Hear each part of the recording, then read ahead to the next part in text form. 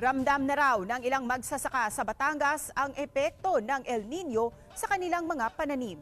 Ang detalye sa report ni Paul Hernandez ng GMA Regional TV, Balitang Southern Tagalog.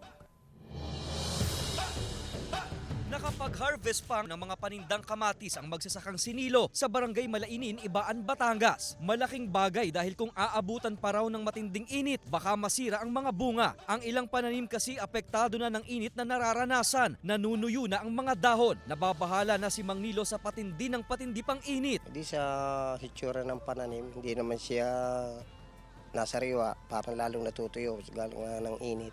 Sa darang ng matinding init, natutuyo na rin ang mga lupa. May pinagkukuhanan pa raw sila ng tubig sa ngayon. Pero hindi tiyak kung masasapatan ang nasa 6 na ektaryang natutuyong lupa. Ang pag-asa na lang daw nila ay ulan.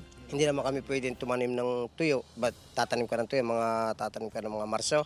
Tapos ay ulan ng mga Mayo-Hunyo. Wala na rin ang pananim. Kahit diligin, wala na yun. At habang wala pa ang tag-ulan, sa deep well o poso rin muna nakikinabang ang mga magsasaka. Unang sinabi ng Pag-asa na sa buwan ng Marso, Abril at Mayo ang tinitingnang warmest months. Ayon sa Provincial Agriculture Office ng Batangas, dry spell ang nararanasan sa lalawigan. Ilang buwan na raw kasing hindi inuulan ng Kalakhang, Batangas. Talaga magkakaroon ng pagkatuyo. Hindi naman siya nasa kategory talaga na drought kung tawagin. Alam daw nila ang iniinda ng mga magsasaka. Higit 20 million pesos ang pondo nila para tumugon sa mga apektadong magsasaka. Katuwang daw nila ang DSWD para sa Cash for Work program.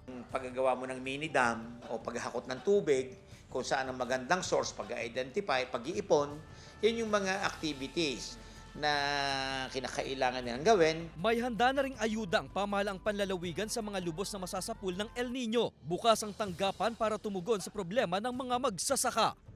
Mula sa GMA Regional TV, Balitang Southern Tagalog, Paul Hernandez nagbabalita para sa GMA Integrated News.